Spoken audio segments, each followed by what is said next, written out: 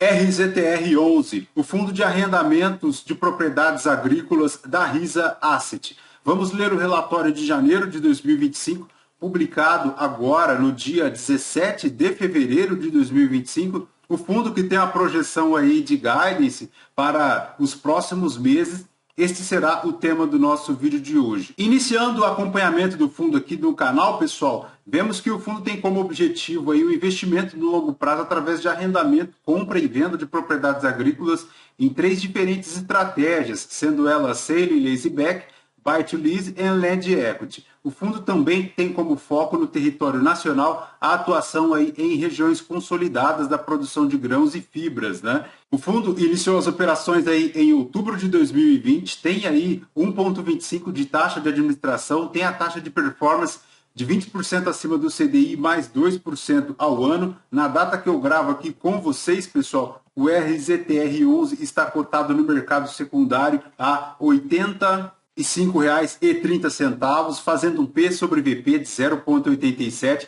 uma variação negativa aí nos últimos 12 meses de 12,46%. O fundo chegou lá em abril de 2024 a R$ 99,26, sofreu também lá em dezembro, chegando aos R$ 79,51, teve uma leve recuperada aí, retornando à casa dos R$ 85.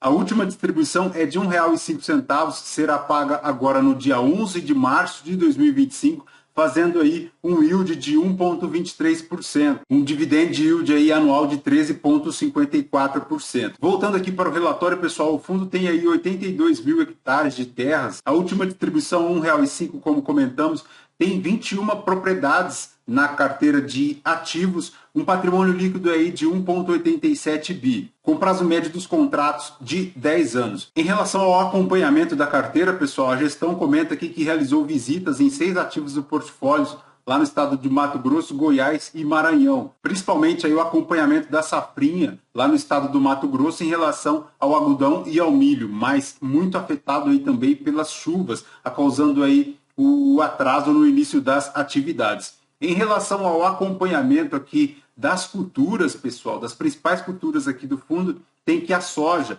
iniciou aí fevereiro com o volume colhido representando 3% do volume total plantado, menor em relação à média dos últimos 5 anos. Muito também puxado aí pelo alto volume de chuvas na maior parte das regiões produtoras, o que também atrasou aí as atividades no campo. Para os indicadores CPEA para o Porto de Paranaguá, encerrou aí janeiro a R$ 128,99 por saca, registrando a baixa de 7,47 em relação a dezembro. Essa informação aqui vimos também lá no RZAG, né? Em relação ao milho, pessoal, o plantio aí da primeira safra no Brasil foi concluído e as atenções do mercado agora voltadas aí para o início da segunda safra. As chuvas também atrasando aí a colheita da primeira safra e o indicador na B3 encerrou aí janeiro com uma alta aí de 3,16, cotado a saca aí a R$ 74,99. Por fim, aqui nas culturas, em relação ao algodão, segue também, como vimos lá no RZAG, a baixa de preços nos mercados globais e também no mercado doméstico, tá? O contrato futuro para março encerrou aí o mês cotado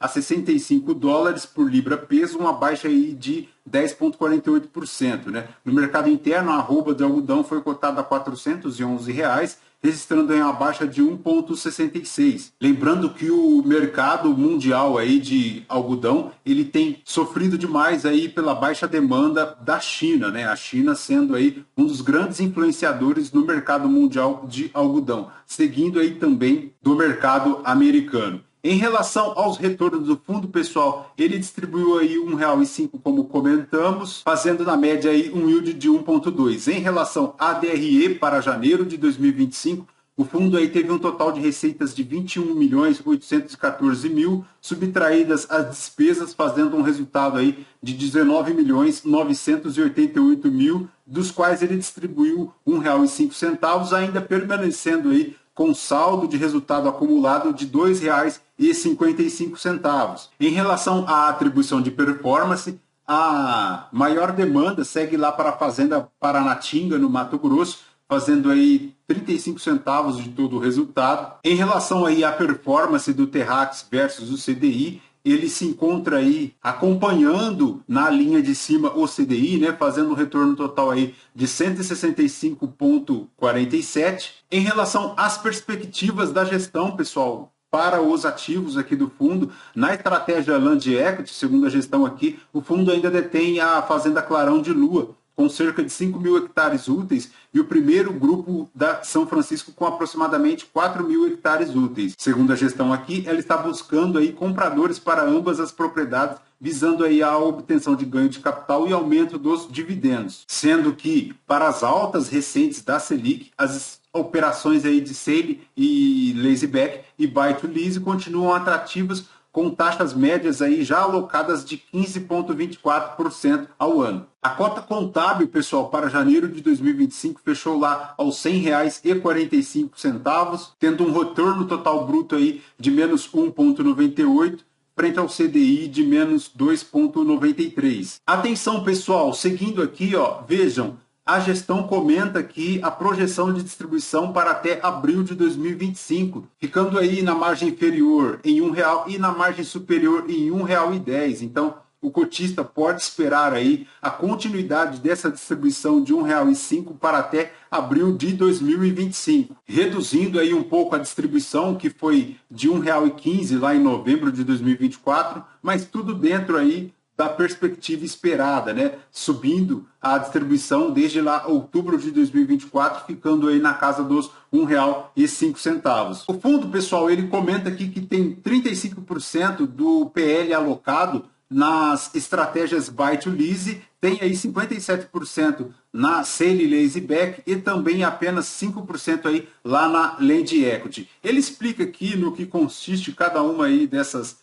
estratégias, todas elas sempre demonstrando aí um potencial de retorno para o fundo, com riscos de calote, zerando a operação, dando um default. A opção de recompra aí também é rescindida, tá? Principalmente aí para as operações sale leaseback e buy to lease. Então, o fundo sempre segue bem assegurado aí nas terras e, em caso de calote, ele consegue retomar esse ativo para o fundo através da execução desses contratos de arrendamento, que é muito bom, tá, pessoal? Já em relação à Land Equity, o fundo comenta aqui que a gestão opta por adquirir um ativo por entender que há um potencial de valorização e nesse preço de aquisição baixo existe também um retorno através do contrato de arrendamento ou de valorização imobiliária obtida aí na venda do ativo. Em relação às três estratégias, pessoal, vimos aí que de todas elas o fundo consegue retornar aí com as garantias de terras. Perfeito, pessoal? De ZTR11 é basicamente isso. Só para finalizar aqui, a maior propriedade lá do fundo é lá na Wanderlândia, com 14.440 hectares de área remanescente, né? Se eu não me engano, esta fazenda do fundo aqui é a única que está lá na estratégia de land equity e faz parte aí da estratégia do fundo de realizar a venda desse ativo, né? Lembrando que este vídeo não é uma recomendação de compra ou de venda de nenhum dos ativos mencionados. Aos novos inscritos, bem-vindo, muito obrigado. Você que permanece conosco, muito obrigado também. Você que ainda não é inscrito, considere se inscrever, deixe o seu like, o seu joinha, porque isso nos fortalece aqui na produção de conteúdos para a comunidade de investimentos do YouTube, perfeito? De RZTR11 é basicamente isso, o primeiro vídeo aqui de acompanhamento do fundo no canal. Seguimos avançando aí, acompanhando o fundo, vemos como ficará aí a distribuição. O cotista pode esperar aí até abril de 2025 a distribuição de R$ 1,05 e é basicamente isso, fechou? Fraterno abraço a todos, até um próximo vídeo, tchau, tchau.